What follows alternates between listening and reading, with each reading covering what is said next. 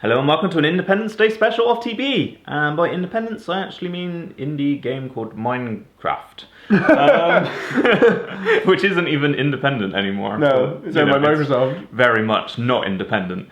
But yeah, it is Minecon at the moment going on in London, and it's a massive, huge event. Yes. So obviously there's some big announcements about the future of Minecraft. We've finally seen the story mode, which Telltale Games are working on. What do you think of it? So, the story mode has been one of these things that I've always been very, very speculative about. Because Minecraft as a concept has always been about what you want to do. Exactly, You go through, you build, and then putting a story to that kind of... Like, because in the original Minecraft, it kind of had a story, in a way, which was Steve is it lost. kind of left it open. It was sort of a blank canvas, really, to kind of make of it as you will, really. Yeah, and then obviously all these communities and stuff built on it. You know, you've got YouTube channels that are making lots and lots of money on Minecraft. Yeah, I mean, some YouTubers are characters in themselves. Yeah, that's the point.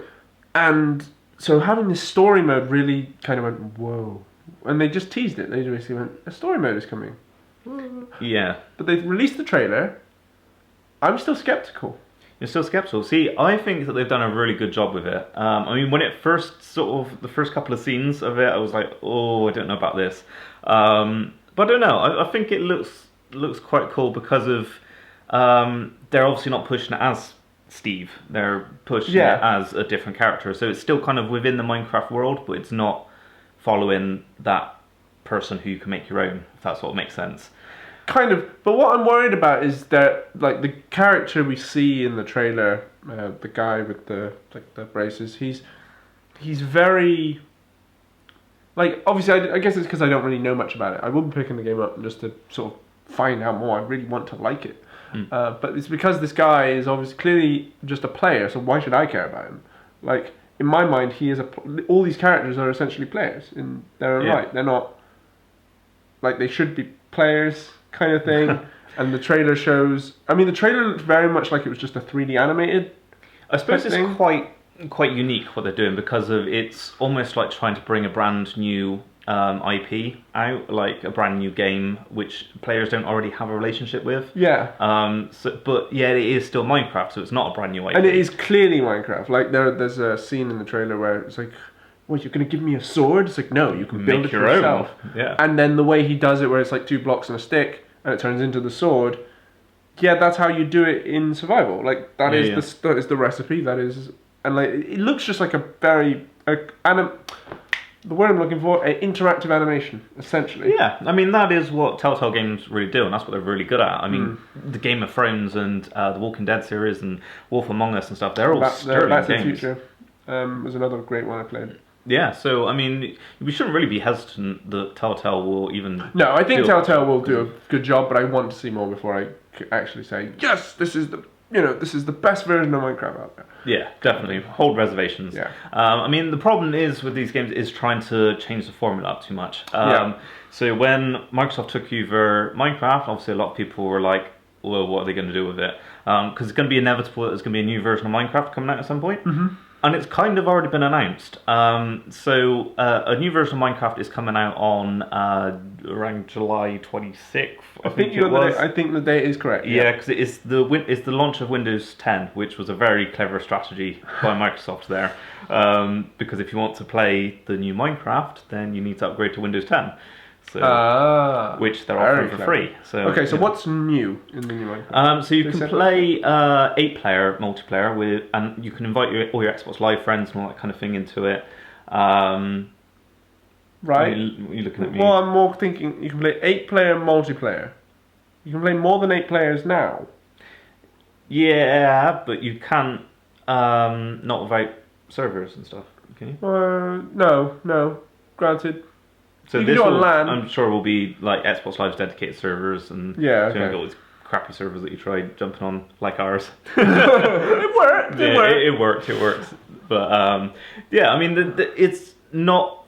Well, they've at least not announced many big changes at the moment, which is quite a good thing, probably.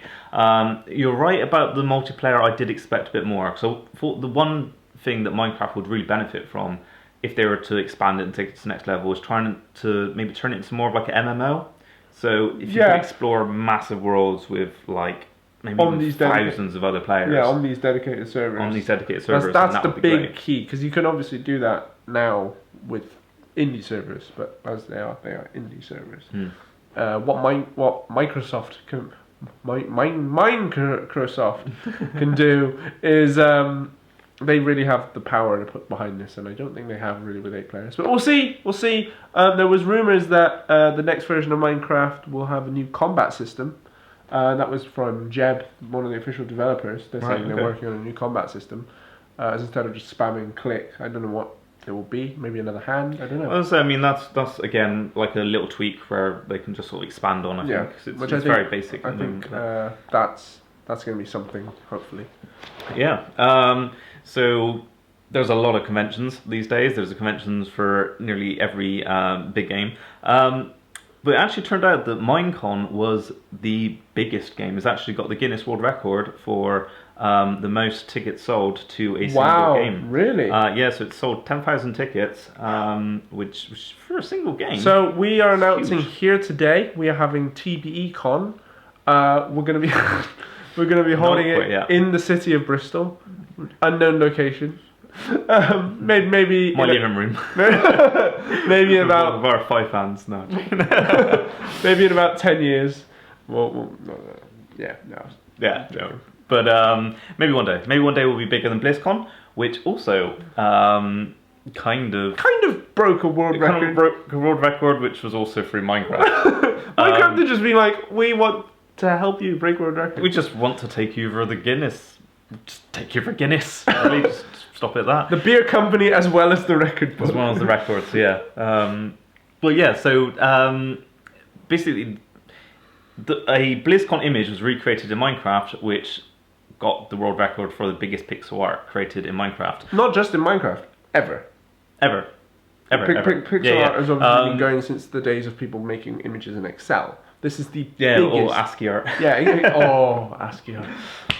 But this is the biggest piece of art ever. Yeah, over 1.1 million blocks was used in this image. It's insane. When you first sent it to me, I was just like, that's just a picture. That's just a BlizzCon picture. I recognise the BlizzCon picture. But it's like, that's just a BlizzCon picture from a few years ago. It's like, no. Watch this video. Just watch them. So like, yeah, it's. It took the guy 23 weeks. Yeah. Like, why would you spend that much time for it? But well done. Like, yeah, you have to hand it to him. But I mean, in fairness, he's now got his name in the Guinness Book of Records. For how long? I don't know. It might not be. Oh, I hope for a while. I hope so. That kind of effort deserves to be in the records for a while. Yeah. So segueing on from Minecraft to Minecon to BlizzCon to Blizzard to Hearthstone. I don't think there's I think you're following along, so I'm already lost. I don't think there's a single week where I haven't spoken about Hearthstone in some way. But it's just timed really nicely this week that Hearthstone have sent loads of journalists this really weird thing. Essentially, it's a tube with a scroll in it. Like instead of just mine. Yeah, I know. What is that about? Come on, guys. Yeah, but it's essentially a tube with a scroll in it. You open the tube, a little trumpet plays, and the tube says, "Well met, hero. Champions are gathering from around the world to witness the new exciting Hearthstone news that has in store." Learn all those lines completely off the heart. Wasn't looking at our notes down there. News travels far and wide in search for brave new faces ready to answer to call to arms. Are you one of them? Muster for battle and mark July 22nd on your calendar. The next bit of news won't come by carrier pigeon. Thankfully, we have better ways of communication now. Victory awaits. Now, this was really strange because obviously a lot of companies send out invites to journalists and stuff, but they send it digitally, as we live in a digital era. And they send just like please come to our event. This was really strange. This is clearly Hearthstone news, as it mentions Hearthstone in the thing, and there's a little swirl on the actual invite. Bit of a giveaway. But it's very Paladin related. Now, Paladin is one of the heroes in Hearthstone, but the well-met hero is his cry when he joins the battle, and muster for battle is one of the cards that Paladin has. So people have been speculating what this could be, and Reddit are very much convinced it's pirates versus ninjas?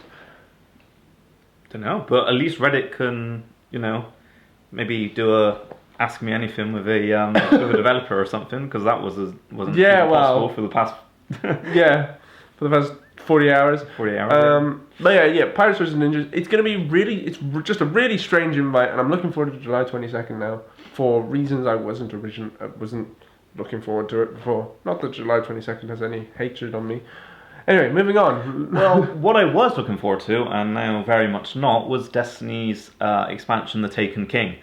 Yes, I vaguely heard about this, and I've seen some of your rants on Twitter. Please tell me what's going on. Because basically Destiny are having one big expansion a year, right? Which I've been really looking forward to. Like, the original Destiny game had a lot of great game mechanics. It really got me interested. I'm a fan, hence the t-shirt. This is becoming a thing. I'm becoming Phil Spencer. I'm wearing like little hinty t-shirts each week, which might just talk, like, hint at what we're talking about. Well, I mean, mine was Blizzard related, sort of. This is true. Yeah, see? We're going to have to continue this. I'm going to spend thousands on t-shirts for this bloody show. But yeah, so, it basically turns out that you have to have the two smaller interim expansion packs in order to get this next big one, which were complete flops, really. I mean, the House of Wolves was quite good in a way. It started having a little bit of story to it. The very first one, The Dark Below, was just a load of crap. So those are still 20 quid each, which is way too expensive for what they offer. And in fact, how lackluster the original Destiny story was, I'd even go as far to say is they probably should have offered those for free as almost an apology, because of, like, I was real butthurt about this thing. Yeah, well, if we just like scroll Ryan's Twitter up now, you can see. Yeah, I wasn't too happy. But then I worked this out, and if you bought Destiny all digitally, you would be spending 120 quid by the time The Taken King comes out, which is just a mental amount of money for such a game which really has been quite lackluster so far. I mean, it works out it does work out a tenner a month, which is what you'd pay for some MMOs, I guess. Yeah. But, you know, I don't know. I think I'm going to have to boycott it. Really? Yeah, which is a real shame, because I really think The Taken King looks awesome by itself. Wow. That kind of surprises me in a way. But no, that's the problem with companies. Companies charge far too much for DLCs nowadays. Yeah, I mean, the problem is, Destiny was the most expensive game ever made. It was about 4 times as much as GTA 5, I think. Right. So it's clear Activision want to get their money back. Well, the thing is, Activision are under some more scrutiny because Activision and Blizzard are obviously one company. It is Activision Blizzard. And Blizzard actually announced recently some new heroes for Hearthstone. They're charging like 10 a piece, like 7 quid a piece, for literally just a skin for an image. Is essentially all they're giving you. There's no new cards. There's no new hero powers. There's no new hero mechanics. No new nothing. It is literally an image of the hero. I don't know. Maybe we're getting old, man. Maybe we've got to that point where we're not realizing how much things cost these days. I mean, to me, that kind of cost just seems absolutely insane. I'm a gamer. I'm used to paying for the news anyway, but yeah, there are a lot of games who the DLCs are just way too overpriced. And learn, god damn it, learn. So I've been playing the Arkham Knight. I completed it literally. That game has been everywhere. I would like to just pull back the curtain a little bit. Apart from on PC, where it's been pulled. Ouch. Finding the news for this week's episode has been really difficult because it's just been all Arkham Knight news. Yeah, well deserved. I mean, it's an absolutely mind-blowing game. I thought The Witcher 3 was going to be my game of the year. Then that came along and wow. I mean, Fallout 4 is yet to come. Fallout 4 is yet to come, that is true. This has been an absolutely insane year for gaming so far. Like, I'll have to say that I was... a lot of people have been sceptical about sort of basically the future of gaming full stop, because of a lot of people kind of thought we'd already reached a certain level. Like, RPGs had kind of reached as far as they could get. Shooters had kind of got as far as they could get. And each one was just kind of a very small iteration on each. But, I mean, yeah, it's the storytelling which really sells it in Batman. I kind of want to go Roman Bristol as a Caped Crusader. I wouldn't recommend it. No, although it might happen since we're going out drinking tonight. Just watch it. You'll probably find me huddled in the corner somewhere with a bin bag strapped to my back or something. I mean, speaking of absolutely ridiculously great sort of graphical progression we've had, someone has modded Unreal 4 with Mario in it. Oh man, That looks ridiculous. I would so buy that. I would buy it. I would sell everything I own to buy that. Yeah. I mean, yeah. Nintendo, wake up! This is what people want. Well, they could be doing it. I mean, It's there. It's literally there. Someone's made it for you. yeah, this is true. But Nintendo are bringing out a new console next year. Yes. So I mean, if the codename NX is powerful enough, Next gen, sort of next. next xylophone. What? I don't know. I couldn't think of anything else of an it's X. looking at around July next year. They're thinking about the NX. Yeah, and internal speculations, they reckon they're going to ship about 20 million of these I consoles. hope they're going to ship 20 million of these consoles. If it's anything like the Wii U was. I mean, the Wii U was a really good idea. Like, at the time, it was like they went, okay, we've... First of all, the Wii was great. The Wii was such a departure from what everyone else was doing at the time that everyone was like, actually, this is a really fun family console. Yeah. And then the Wii U kind of went, oh, everyone else is kind of doing that. What are you doing? No. This next one, I hope Nintendo keep doing that, because I will say that Nintendo are the one. Like, you had the Wii came out with the Wiimote, which was the first sort of thingy mainstream motion controlled controller. Then obviously Xbox came out with Kinect and PlayStation came out with PS Move. Nintendo have always, I would like to think Nintendo have always tried to keep going, like do that little bit something different. Something new. Yeah, I mean the But rumors it's are with risky. this one and why it's Android based is that they're even talking about streaming games to like Android devices and stuff. Okay. Okay, that could be cool. interesting. But I mean, that's kind of stealing from the Xbox in a way, because Xbox has obviously enabled streaming from Xbox to Windows 10 now. And yeah. I mean, speaking of things that are ending in X, let's quickly end up now with a really nice homage back to the 80s with the ZX Spectrum, one of the earliest, I'm talking about earliest computers / gaming consoles in the world. It's a did you know about the ZX Spectrum? Yeah. Obviously, it's the little keyboard about this big. There's now a group that have recreated the ZX Spectrum, like from the ground up. So, but it now works with obviously TVs, Android tablets, iPads, iPhones, that sort of thing. And they just recreated the ZX Spectrum. It's available now not yet. It's available pre-order now for £100. And I just think it's a really nice nod to think that even these really old things just won't die. Just thinking about 100 times there's going to be a Kickstarter for, rebuilding the Xbox. So that is it for this week. I hope you enjoyed. Please like, subscribe, and comment on everything that we spoke about in this video. And one small announcement I want to make is every week I will be doing the Hearthstone Tavern Brawl stream over at Twitch. So be sure to check that out, twitch.tv/The British Experience. I want a few more of you guys in there to say hi. And until next time, Ciao. I want us to do something a little bit different in this episode. So I basically came across a new Japanese store in Bristol. Fairly good segue from Nintendo to... I skipped it, never mind. Yeah, we'll go with it anyway. And I mean, I've already tried it. We've tried weird sort of things before on previous shows that we've done together. So I've got a few things here that I want you to try. Oh, okay. So let's start off with some. What even is this? Makanan Masam Manis, which are preserved yellow mango strips, which sounded quite nice when I opened them. Wow, that's powdery. Yeah, how fun.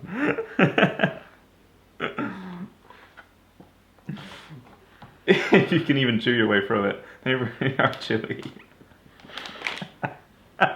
They're sweet and sour as well, by the way. I forgot to put that in there. What do you think? What's your review? In fairness, fair play for keeping it in your mouth. I nearly chucked them straight up, and I'm quite good with these kind of things. Next we have Japanese style sesame mochi.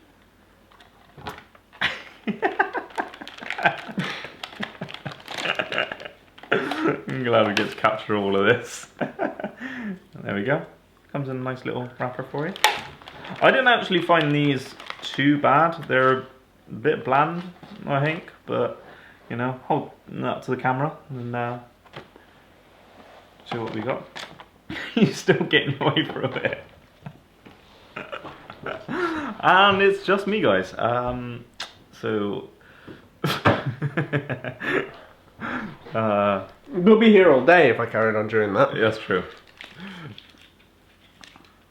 Go on, get that one in your gob. Fairness, I'm not even. I hope you're not allergic to anything, because we're going to find out. It's actually really nice. They're not too bad, are they? No, this is really nice. I'll have the rest of them if you want. Yeah, sure, go for it. I thought they were a bit bland. First, I don't even know what they're filled with. That's worrying. It is. I just kind of stared at it and it looked like sewage. I mean, hold that up. Seriously, it just looks wrong. Maybe not that far. It's not going to focus. No. I'll finish that after the And show. finally, these ones I did actually quite like, in fairness. They're tamarind candy.